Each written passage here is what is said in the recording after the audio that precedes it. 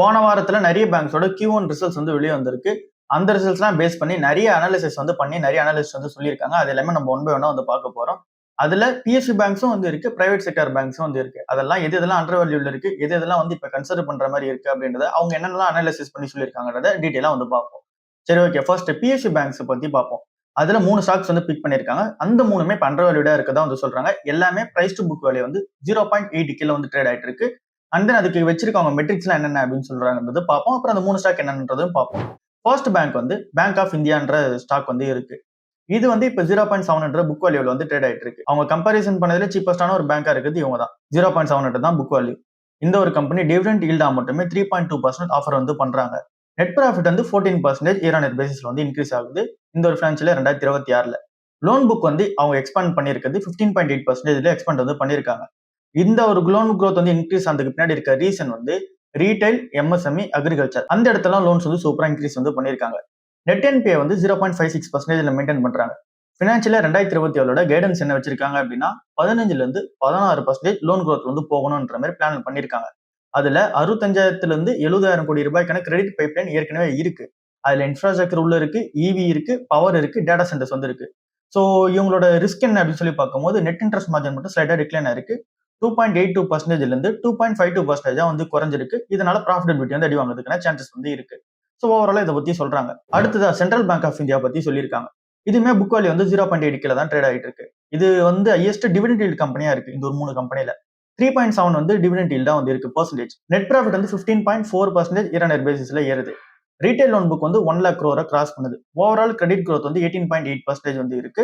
Net NP வந்து 0.49%க்கு reduce ஆயிருக்கு. ஹெவியான இன்வெஸ்ட்மெண்ட் வந்து பிளான் பண்ணி வச்சிருக்காங்க. டிஜிட்டல் பேங்கிங், MSME, அக்ரிகல்ச்சர் அப்புறம் வந்து கார்பரேட் லெண்டிங்க்கு பிளான் பண்ணி வச்சிருக்காங்க. நெட் இன்ட்ரெஸ்ட் இன்கம் மட்டும் கொஞ்சம் கம்மியா க்ரோ ஆயிருக்கு. அதுதான் இந்த ஒரு பேங்க்ல இருக்க ரிஸ்கா வந்திருக்கு. வெறும் 2% தான் growth வந்து நடந்திருக்கு. இருக்கிற growthலயே வந்து பார்க்கும்போது ஸ்லோவான growth தான் இந்த ஒரு பேங்க்கு தான் இருக்கு. சோ அடுத்த ஒரு பேங்க் சொல்றது வந்து 3வது பேங்க் என்ன அப்படின்னா பேங்க் ஆஃப் பரோடா 0.8 புக் வேல்யூல வந்து ட்ரேட் ஆயிட்டு இருக்கு. இந்த ஒரு கம்பெனியுமே 3.4% டிவிடெண்ட் ஈல்டு வந்து தராங்க. சோ இவங்க மென்ஷன் பண்ணியிருக்க இந்த ஒரு 3 பேங்க்ஸுமே வந்து 3% மேல டிவிடெண்ட் ஈல்டு கொடுக்கக்கூடிய கம்பெனிஸா தான் வந்து இருக்காங்க. இந்த ஒரு கம்பெனி மட்டும் ஹையஸ்ட் ரிட்டர்ன் ஆன் ஈக்விட்டி வந்து இருக்கு. ROE சொல்லுவோம்ல அது வந்து இருக்கு. 12.7% வந்து இருக்கு. நெட் என்பி வந்து 0.45% மெயின்டைன் பண்றாங்க. ஸ்ட்ராங்கான growth வந்து ரீட்டைல், அக்ரிகல்ச்சர் அப்புறம் வந்து MSME இந்த இடத்துல growth வந்து இருக்கு. இன்டர்நேஷனல் பிசினஸ் அப்புறம் கிரீன் பினான்சிங்காக அதிகமான வந்து பொட்டன்ஷியல் இருக்கதா வந்து சொல்றாங்க.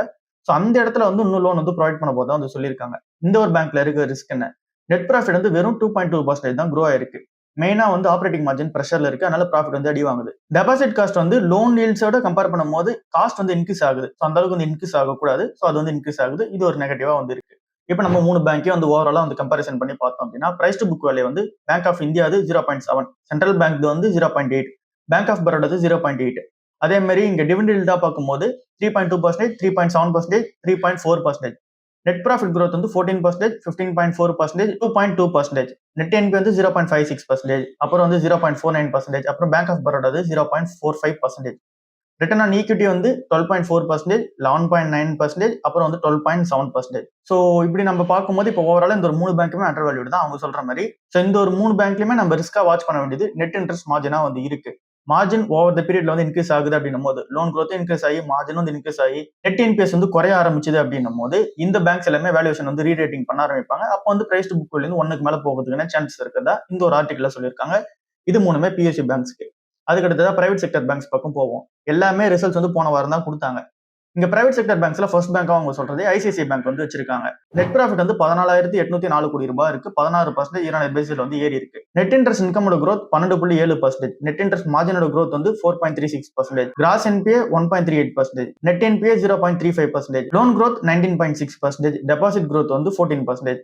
ஸோ இந்த ஒரு பேங்கோட இன்வெஸ்டர்ஸ் என்ன லைக் பண்றாங்க அப்படின்னா அசெட் குவாலிட்டி சூப்பரா வந்து இருக்கு. லோன் growth நல்லா வந்திருக்கு. இண்டஸ்ட்ரியிலே வந்து லீடிங் மார்ஜினா வந்து க்ரோ ஆயிட்டு வராங்க. கன்சிஸ்டன்டா மார்க்கெட் ஷேரையும் கெயின் பண்ணிட்டு வராங்க. ஸ்ட்ராங்கான ரீட்டைல் அப்புறம் டிஜிட்டல் பேங்கிங்கான அந்த பிரான்ச்சைசி வந்து இருக்கு. பட் ஆனால் ரிஸ்க் என்ன அப்படின்னு சொல்லி பார்க்கும்போது ஸ்டாக் வந்து பிரைஸ் கரெக்ஷன் ஆகிறதுக்கான சான்ஸ் இருக்கு. ஏன் அப்படின்னா வேல்யூஷன் கொஞ்சம் பிரீமியமா இருக்கு. ஸோ அடுத்ததான் வந்து இருக்குது HDFC பேங்க் வந்து இருக்கு. நெட் ப்ராஃபிட் வந்து 19,060 கோடி ரூபாய் வந்து மேக் பண்ணிருக்காங்க. 5% தான் இயர் ஆன் இயர் பேசிஸ்ல வந்து ஏறி இருக்கு. Net interest income 7%, net interest margin 3.40%, cross NBA 3% decline இருக்கு. பேலன்ஸ் ஷீட் வந்து 43,97,000 கோடியா வந்து இருக்கு. இருக்கிற பிரைவேட் செக்டர் பேங்க்ல ஒரு பெரிய பேங்கா வந்திருக்காங்க. ஸ்டேபிளான ஏர்னிங்ஸ் வந்து இருக்கு. ஸ்ட்ராங்கான அண்டர் ரைட்டிங் பண்றாங்க. ரீட்டைல் பிரான்சைசி சூப்பரா வந்து இருக்கு. மெர்ஜர் இன்டிகிரேஷனுக்கான அந்த ஒரு பெனிஃபிட்ஸ் வந்து கொஞ்சம் கொஞ்சமா வர ஆரம்பிச்சு. பட் ஆனா இருக்க ரிஸ்க் என்ன அப்படின்னு சொல்லி பார்க்கும்போது ஐசிஐசிஐ பேங்கோட growth வந்து கம்பேர் பண்ணும்போது இவங்களோட growth வந்து கொஞ்சம் ஸ்லோவா தான் இருக்கு. காசாவும் மார்ஜின் ரிகவரியும் கொஞ்சம் வந்து பெரிய சேலஞ்சஸா வந்து கிரியேட் பண்ணி கொடுத்துருக்கு. அடுத்ததா எஸ் பேங்க் வந்து இருக்கு. 1071 கோடி ரூபாய் வந்து மேக் பண்ணிருக்காங்க நெட் ப்ராஃபிட்டா. நெட் இன்ட்ரெஸ்ட் மார்ஜின் இம்ப்ரூவ்மெண்ட் நடந்திருக்கு. 2.7% நடந்திருக்கு. லோன் growth வந்து 18.3% இருக்கு. டெபாசிட் growth வந்து 14.3% இருக்கு. ரீட்டைல் டிஸ்பர்ஸ்மெண்ட்ஸ் வந்து 27.5% வந்து இருக்கு. ஸோ இந்த ஒரு பேங்க்ல இருக்க அந்த ரிஸ்க் என்ன அப்படின்னு சொல்லி பார்க்கும்போது ப்ராஃபிட் வந்து கொஞ்சம் ஸ்மாலான அமௌண்ட்டா இருக்கு.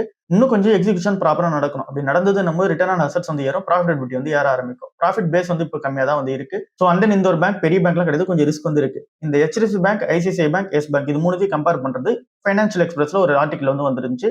அதை தான் நம்ம கம்பேர் பண்ணி பார்க்குறோம். இப்போ ஓவரால் கம்பாரிசன் வந்து பார்ப்போம்.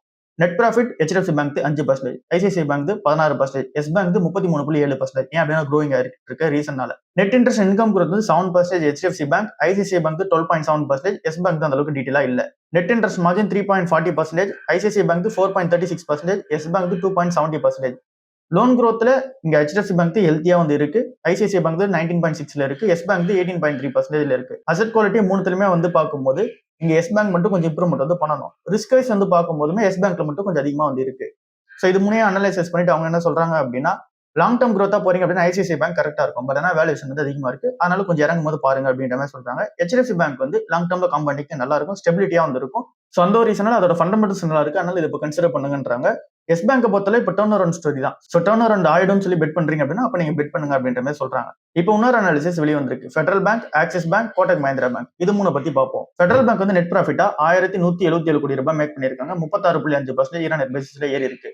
நெட் இன்ட்ரெஸ்ட் இன்கம் growth வந்து 26%, நெட் இன்ட்ரெஸ்ட் மார்ஜின் growth வந்து 3.33%, கிராஸ் என்பி வந்து 1.52% மெயின்டைன் பண்றாங்க. நெட் என்பி வந்து 0.18% மெயின்டைன் பண்றாங்க. லோன் growth வந்து 15%, டெபாசிட் growth வந்து 11.4%, காசா ரேஷியோ இம்ப்ரூவ்மெண்ட் நடந்திருக்கு. 32.2% நடந்திருக்கு. growth மெயினா டிரைவ் பண்ணி எடுத்துட்டு போறது கமர்ஷியல் பேங்கிங் வந்து இருக்கு. 23% grow இருக்கு. கோல்ட் லோன் 33%, கிரெடிட் கார்ட்ஸோட லோன் வந்து 36%, லோன் அகைன்ஸ்ட் ப்ராப்பர்ட்டி வந்து 21%.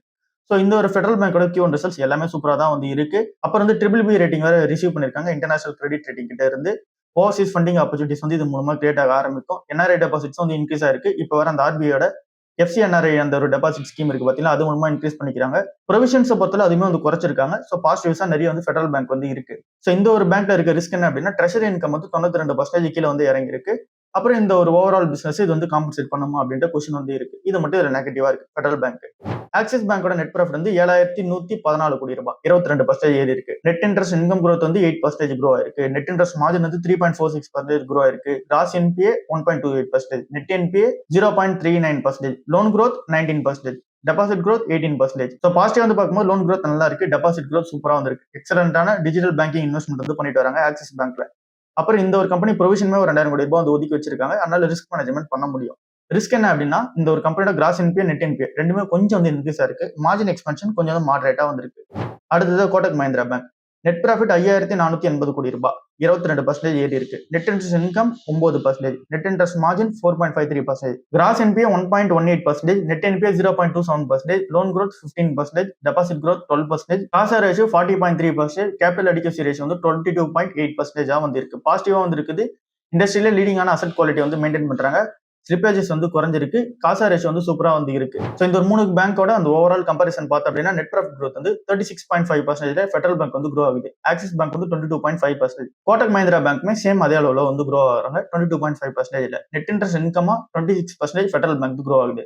ஆக்சிஸ் பேங்க் 8%, கோட்டக் மஹிந்திரா 9% தான் வந்து இருக்கு. Net interest margin 3.3% federal bank, Axis bank 3.46%, Kotak Mahindra bank 4.53%. Gross NPA 1.52% federal bank, Axis bank 1.28%, Kotak Mahindra bank 1.18%, net NPA வந்து 0.18 இங்க ஃபெடரல் பேங்க், ஆக்சிஸ் பேங்க் கொஞ்சம் அதிகமா இருக்கு 0.39%, Kotak Mahindra bank 0.27%. Loan growth வந்து பார்க்கும்போது ஃபெடரல் பேங்க் 15%, பட் ஆனா axis bank 19%, Kotak Mahindra bank 15%. Deposit growth வந்து பார்த்தோம்னாலும் கூட ஃபெடரல் பேங்க் கொஞ்சம் கம்மியா இருக்கு. ஆக்சிஸ் பேங்க் சூப்பரா வந்து பண்றாங்க. கோட்டக் மஹிந்திரா பேங்க் இங்க 12% வந்து இருக்கு. ஸோ இந்த மூணுத்தையும் அனாலிசிஸ் பண்ணிட்டு என்ன சொல்றாங்க அப்படின்னா இங்க ஃபெடரல் பேங்கோட Q1 வந்து நல்லா இருக்கு. அண்ட் தென் ஃபியூச்சர்ல வந்து இம்ப்ரூவ்மெண்ட் ஆகிறதுக்கான சான்சஸ் இருக்கு. ஃபண்டமெண்டல்ஸ் வைஸ் வந்து பார்க்கும்போது. அதனால இப்ப இருக்கிற இதுக்கு கொஞ்சம் க்ரோயிங் பேங்கா இருக்குது. ஃபெடரல் பேங்க் இருக்கு. அதனால அதுல கொஞ்சம் பொட்டன்ஷியல் இருக்கதா சொல்றாங்க. இங்க பிரீமியம் குவாலிட்டியா வந்து கோடக் மஹிந்திரா பேங்க் வந்து இருக்கு. அதுக்கு ஏத்த மாதிரி அசெட் குவாலிட்டி, அதுக்கு ஏத்த மாதிரி அவங்க பிரான்சைசி சூப்பரா வந்து இருக்கு. கேபிட்டல் ஸ்ட்ரென்த் நல்லா வந்து இருக்கு. ஆக்சிஸ் பேங்க் வந்து கன்சிஸ்டன்டான பெர்ஃபார்மரா வந்து இருக்காங்க. சோ இந்த ஒரு 3 பேங்க்ல கன்சிடர் பண்ற மாதிரி இருக்கிறது வந்து ஆக்சிஸ் பேங்க்கும் ஃபெடரல் பேங்க்கும் சொல்றாங்க. ஃபெடரல் பேங்க் வந்து நிறைய growth ஆப்பர்ச்சுனிட்டி இருக்கிறதுனால அதை சொல்றாங்க. ஆக்சிஸ் பேங்க் வந்து ஏற்கனவே கன்சிஸ்டன்டா வந்து இங்க க்ரோ ஆயிட்டு வரதுனால சொல்றாங்க. கோடக் மஹிந்திரா பேங்க் வந்து கொஞ்சம் பிரீமியமா இருக்கதா சொல்றாங்க. இப்ப நம்ம மொத்தம் 3 ஆர்டிகலை பத்தி டீடைலா பார்த்தோம். ஒன்னு வந்து பிஎஸ்சி பேங்க், இன்னொன்னு வந்து HDFC, ICICI, அப்புறம் இந்த எஸ் பேங்க். இப்ப லாஸ்டா பார்த்தது வந்து Kotak Mahindra bank, federal bank, அப்புறம் ஆக்சிஸ் பேங்க். நம்ம பார்த்ததுல அந்த பிஎஸ்சி ஸ்டாக்ஸ் மூணுமே கன்சிடர் பண்ற மாதிரி சொன்னாங்க பாத்தீங்களா, பிரைஸ் டு புக் வேல்யூ 0.8 கீழ இருக்குன்னு சொல்லிட்டு அது உண்மைதான். சோ அதுக்கேற்ற மாதிரி டிவிடெண்ட் ஈல்டும் 3% மேல தான் வந்திருக்கு. அது மூணுமே நீங்க பாக்குறீங்க அப்படின்னா வேல்யூஷன் வைஸ் கரெக்டா தான் வந்து இருக்கு. அதை நீங்க பார்த்து கன்சிடர் பண்ணுங்க. பட் ஆனா பிரைவேட் செக்டர் பேங்க்ஸ் பக்கம் தான் நம்ம வந்து மேக்ஸிமம் இருக்கும். அப்படி நம்ம பார்க்கும்போது HDFC பேங்க் வந்து கன்சிடர் பண்ற மாதிரி தான் வந்து இருக்கு. எஸ் பேங்கோட டர்ன் ஓவர் மேல நீங்க பெட் கட்டுறீங்க அப்படின்னா அப்ப மட்டும் நீங்க எஸ் பேங்க் வந்து கன்சிடர் பண்ணி பார்க்கலாம். ஆக்சிஸ் பேங்கை பொறுத்தல ஓரளவுக்கு இங்க பிரீமியம் வேல்யூஷனா வந்து இருக்கு. அதனால கொஞ்சம் வெயிட் பண்ணி பார்க்கணும். கோடக் மஹிந்திரா பேங்க் ரொம்ப வேல்யூஷன் அதிகமா இருக்கு. அதையும் வெயிட் பண்ணி பார்க்கணும். ஆக்சிஸ் பேங்க்குமே ஓரளவுக்கு வேல்யூஷன்ஸ் வந்து இங்க பிரீமியமா தான் இருக்கு. அதையும் நம்ம வெயிட் பண்ணி தான் பார்க்கணும். ஃபெடரல் பேங்க் பொறுத்தல அதுமே வேல்யூஷன் கொஞ்சம் அதிகமா தான் இருக்கு. அதையும் நம்ம வெயிட் பண்ணி தான் பார்க்கணும். சோ இப்போதைக்கு கன்சிடர் பண்ற மாதிரி இருக்கிறது வந்து இங்க HDFC பேங்க் மட்டும் நம்ம கன்சிடர் பண்ணிட்டு இருக்கோம். இங்க 3 இருக்கிற அந்த ஒரு பிஎஸ்சி ஸ்டாக்ஸ்ல நீங்க கன்சிடர் பண்ண போறீங்க அப்படின்னா இருக்கிற டேட்டா இதுவா தான் இருக்கு. நீங்க பார்த்து கன்சிடர் பண்ணுங்க. ஃபியூச்சர்ல அவங்களோட அந்த ஒரு இன்கம் வந்து பார்க்கும்போது நெட் இன்ட்ரெஸ்ட் இன்கம் வந்து க்ரோ ஆகுமா அப்படின்றத நீங்க பார்த்து கன்சிடர் பண்ணா பெட்டரா வந்து இருக்கும். சோ இவ்வளவுதான் இன்னைக்கு ஓவரால் வீடியோ. அடுத்த வீடியோல சந்திப்போம். பாய்.